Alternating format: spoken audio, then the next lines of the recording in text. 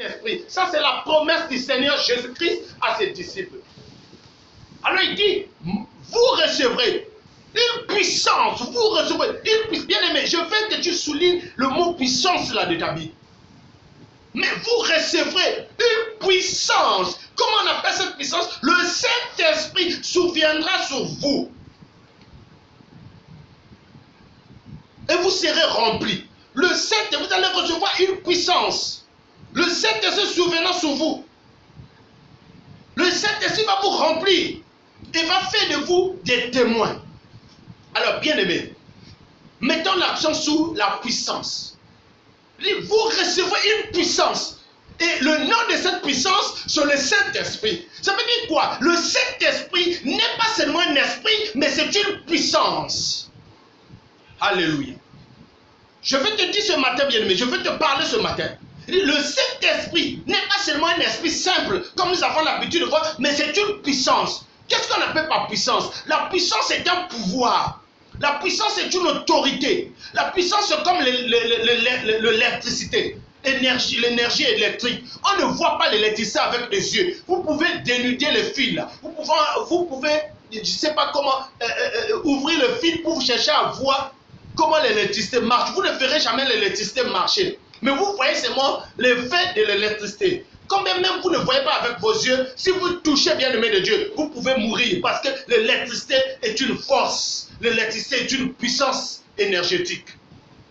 Alors, donc ici la Bible dit que vous allez recevoir chez Jésus qui donne la promesse que vous recevrez une puissance. Et cette puissance est appelée le Saint-Esprit. Bien, mais j'aimerais que nous puissions mettre l'accent sur la puissance. Vous recevrez.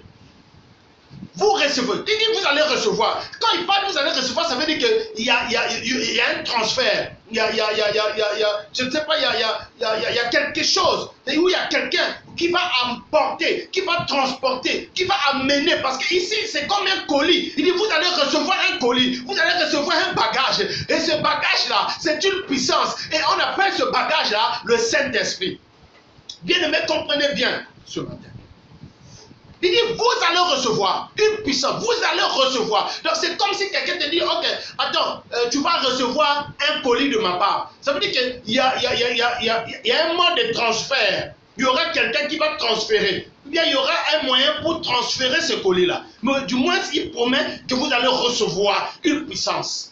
Mais là, il dit quand? Il n'a pas donné la date. Même les disciples se sont réunis pour lui demander, Seigneur, est-ce en ces jours-là, tu vas rétablir le royaume d'Israël. Jésus dit, ce n'est pas à vous de connaître les jours, les temps et le moment que le Père a fixé de sa propre autorité. Donc les disciples voulaient déjà savoir quand est-ce que cette puissance-là devait venir, parce qu'ils étaient chauds. Rappelez-vous, je vous ai dit qu'après la mort de Jésus, les disciples étaient dans les maisons coincées, dans les maisons fermées, ils avaient peur.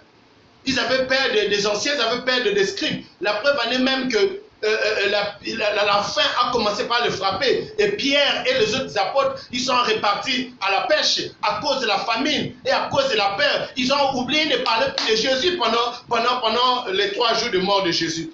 Jusqu'à ce que Jésus leur a apparu. Ils n'ont pu parler de Jésus.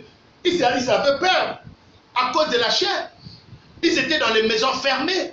Fermés, bien-aimés de Dieu, à cause de la peur, qu'ils soient arrêtés eux-mêmes, qu'ils soient tués.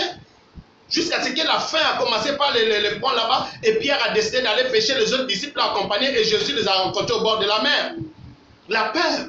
Parce qu'ils n'avaient pas encore cette puissance, ce courage-là. Alors bien aimé, mais Jésus promet que vous allez recevoir. Quand? Il n'a pas dit la durée. Et pendant que Jésus donne cette promesse, c'est le 40e jour qui passe avec eux, le dernier jour. Donc, avant d'aller au ciel, la toute dernière promesse que Jésus a donnée à ses disciples, c'est que mais vous recevrez une puissance, le Saint-Esprit survenant sur vous, et vous serez mes témoins.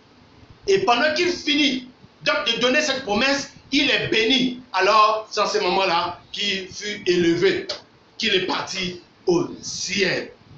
Jésus a été élevé de la terre au ciel. Il est parti après avoir donné cette promesse et béni le peuple.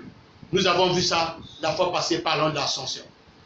Alors, Jésus est parti. Et Jésus leur a dit, ne vous éloignez pas de Jérusalem. Restez là. Restez à Jérusalem, bien-aimés de Dieu. Jésus leur a promis, le Père va envoyer ce qu'il a promis. Le Père a envoyé ce qu'il a promis. Bien-aimés, il a dit aux disciples, ne vous éloignez pas. Ne partez pas. Ne vous éloignez pas de Jérusalem. Restez à Jérusalem. Restez là jusqu'à ce que cette promesse va s'accomplir. Mais Jésus ne leur a pas donné